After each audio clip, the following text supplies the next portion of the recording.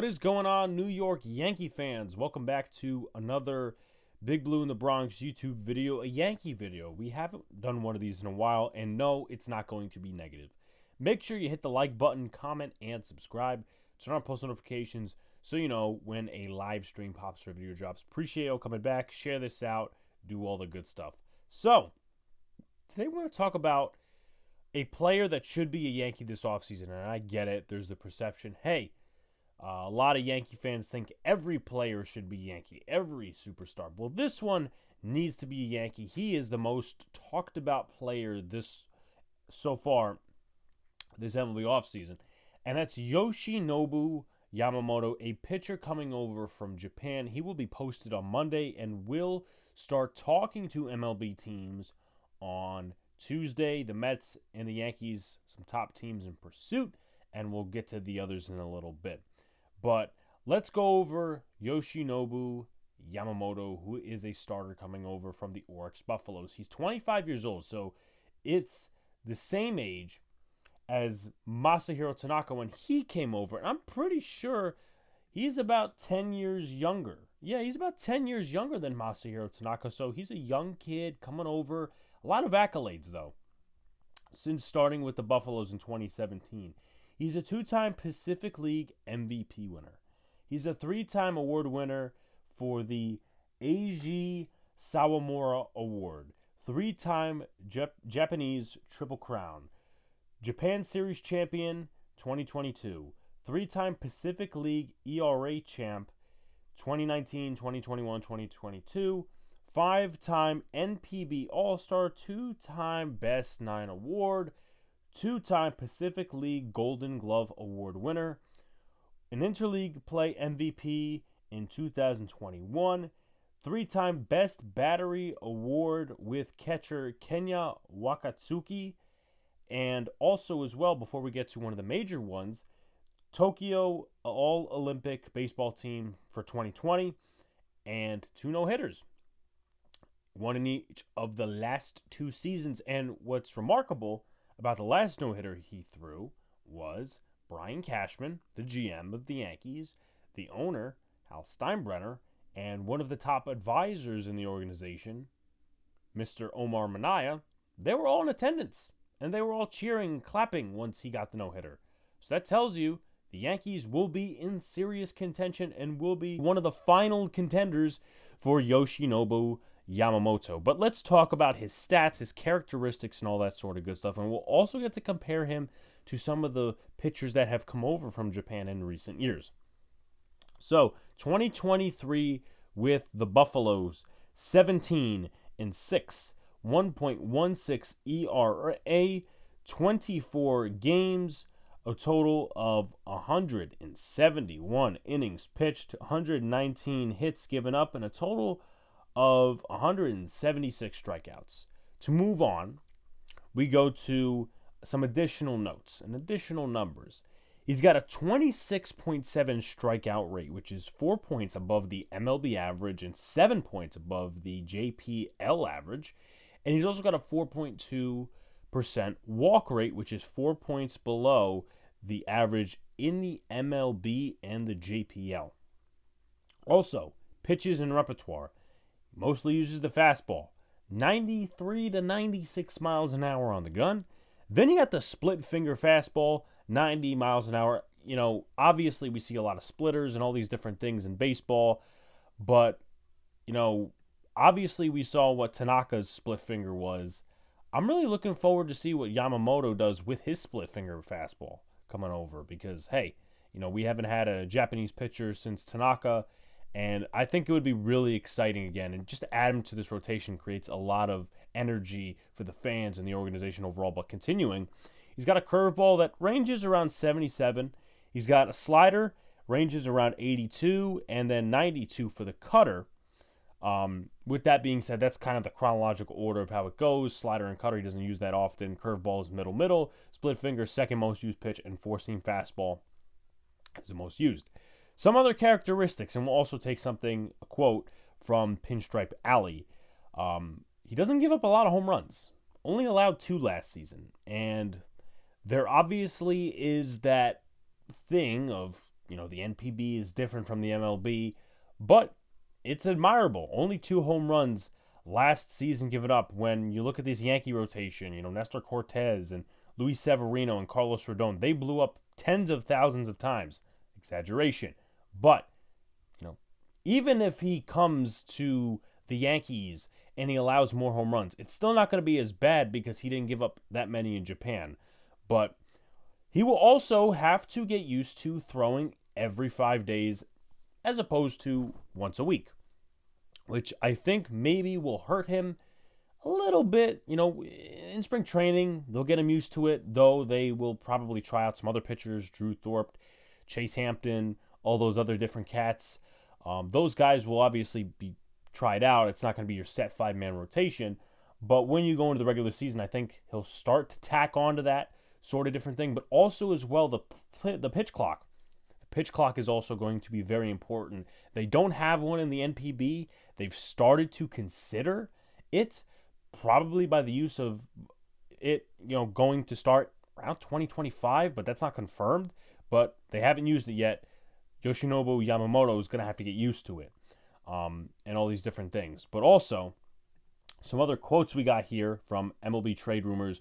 The right-hander is known for his unique training style with a focus on flexibility and mobility, as well as javelin-like and hammer-like tools. He also has a personal chef, nutritionist to manage his diet. See, that really impresses me. And I know, some stuff off the field, everyone's got a personal chef, and everyone has their own routine of working out. But for the Yankees, they get injured a lot. We know this. Judge, obviously, with the injury last season, Giancarlo Stanton, some of these other cats, Carlos Rodon, those cats get injured frequently. Judge, obviously, it's a few freak injuries, but Stanton, Rodon, you guys can count the list over and over again. But Yamamoto, he's, got a different style than everybody else. He's got the flexibility, the mobility. I think that's going to help him in his transition to the major leagues, and being one of the healthier pitchers on the New York Yankees is going to really help this rotation, because Rodon is going to be there, obviously. Whether, he pitches good, he pitches bad, he's healthy, he's not healthy, he's going to be on the roster. Garrett Cole is healthy 100% of the time, it seems like. If you have Yamamoto there, maybe the loss of Rodon won't count as much if he gets injured. Just saying that right now. I don't want to predict things to happen for the Yankees because we don't know what's going to happen. Spring training hasn't even occurred yet. But also as well, we got this little quote from an article. Pinstripe Alley, I want to credit them, but this was, I guess, taken out from somewhere else. In the World Baseball Classic, Yamamoto tossed a gem against Australia, and though he struggled at times to get a start against the Mexican squad, he still managed a line of 7.1 innings with 2 runs allowed, next to 12 strikeouts in the tournament. Per renowned pitching model Stuff Plus, which I don't even know what Stuff Plus is, but if you guys want to do your own research, which is known to stabilize quickly, produce reliable results, even in small samples, Yamamoto ranked second in nastiness among all pitchers with 28 pitches per tournament appearance, edging out the likes of Yu Darvish, Sandy Alcantara, and phenom Roki Sasaki, which is one of the pitchers that has also been circling the MLB realm of rumors, but I don't know when he's getting posted. Yamamoto's been the one that's more talked about. Continuing on a pitch-by-pitch basis, each one of Yamamoto's offerings graded out as above average. Stuff Plus isn't available for NPB performances, but this was a promising showing nonetheless. So, let's compare some analytics to other analytics. Same type of analytics, basically, but we're going to talk about pitchers that were in the NPB, then moved to the major league. So, for example, Tanaka, 2013, that was his final year in NPB. Ohtani, 2016, which is better sample size. Yu Darvish, 2011, so on and so forth. But Yamamoto, 24 years old, 1.16 ERA, a K percentage of 26.7, a homer per 9 of 0.1, and then walk percentage of 4.2. As for Kodai Senga goes, in 2022, 29 years old, 1.89 ERA, 27.4 K percentage, a little higher than Yamamoto. 8.6 walk percentage, and 0.4 homers per nine. Shohei Ohtani, 2016. At the age of 21, 1.86 ERA, 31.2 K percentage, 8.2 walk percentage, and then 0.3 homers per nine. Kenta Maeda, 2015 at 27, 2.09 ERA, 21.3 K percentage, 5 walk percentage, and 0.2 homers per nine. Masahiro Tanaka, which we're all familiar with, 24 years old at the time, 1.27 ERA, 22.3 K percentage, 3.9 walk percentage, which is slightly lower than Yamamoto, and then 0.3 homers per nine. And then Yu Darvish, 2011, 24 years old, 1.44 ERA, 31.2 K percentage, walk percentage of 4.1, and then 0.2 homers per nine. But also, I do want to dig into some of the regular stats for the people that aren't familiar with the analytics. We present both sides here on the channel. But as for Kodai Senga, 11-6, 1.89 ERA, and also to add on to that, while his final year there, 159 total Ks. Now you move to Ohtani. He didn't get much pitching reps, to say the least, in 2017. So the better sample size is 2016. 10-4 record, 1.86 ERA, 21 games started, 4 complete games, and a total of 174 strikeouts. Then you move to Kenta Maeda, who came over with the Dodgers in 2016, pitching for Hiroshima in 2015, 15-8, 2.09 ERA with 175 strikeouts. Moved to Tanaka, who at the time was pitching for the Rakuten Golden Eagles in 2013, 24-0, 1.27 ERA, to go with 212 innings pitched, 183 Ks. And finally, Yu Darvish, before coming over with the Rangers in 2012, 2011, 18-6, 1.44 ERA, 232 innings pitched, and 276 strikeouts. So now we move to some of the other stats coming over their first year in the major leagues. Kodai Senga with the New York Mets, 12-7, 2.98 ERA, 202 strikeouts, 208 batting average, a FIP of 3.63, K percentage of 29.1, a walk percentage 11.1, and an F-WAR of 3.4. Shohei Ohtani, 4-2, 3.31 ERA, 63 Ks, not a lot of pitching opportunities his first year, 2018, and 203 batting average, 3.57 FIP, 29.9 K percentage, 10.4 walk percentage, 1.1 F-WAR. Kenta Maeda, 16-11, 3.48 ERA, 179 Ks, 229 batting average, 3.58 FIP, 25 K percentage, 7 walk percentage, and 2.9 F-WAR. Two more, Masahiro Tanaka, 13-5, 2.77 ERA, 141 Ks, 240 batting average against, 304 FIP, 26 K percentage, 3.9 walk percentage, which was really low compared to all the other guys that are on this list, and 2.9 F-WAR. Yu Darvish, 16-9, 3.90 ERA, 221 Ks, 220 batting average against, 3.29 FIP, 27.1, K percentage, 10.9 walk percentage, and 4.7 F-WAR percentage. So let's get into the final stuff here. Who are some of the teams that are interested? We got the Yankees. Obviously, he threw a no-hitter in front of Hal, Manaea, and Cashman. You got the Mets.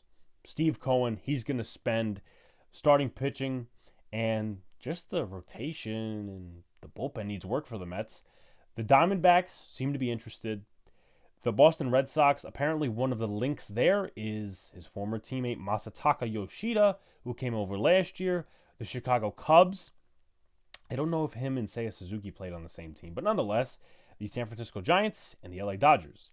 So 3 quotes to fit in.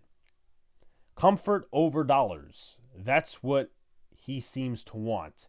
Comfort, where he's going to play, where he's going to settle his family, and all that sort of good stuff. I've heard 2 separate things. Someone else brought up that he prefers the East Coast. John Heyman brought up he prefers the West Coast, which the West Coast would technically still make more sense in my opinion because the West Coast is closer to Japan. So that would put the Giants and the Dodgers a little bit more in Yamamoto's territory rather than the Yankees and the Mets. But the money might start going up for the Yankees and the Mets in that situation in a bidding war. And also, the projected amount for year-by-year salary for Yamamoto, between $20 and $25 million per year. To measure that out for the Yankees rotation, we know what Gerrit Cole is getting paid, but Rodon is being paid at $27 million a year. So how does he fit in the rotation? Well, you got Gerrit Cole, the Cy Young winner. You got Carlos Rodon, who didn't do too well last year, injuries, and he was disappointing when he got on the field.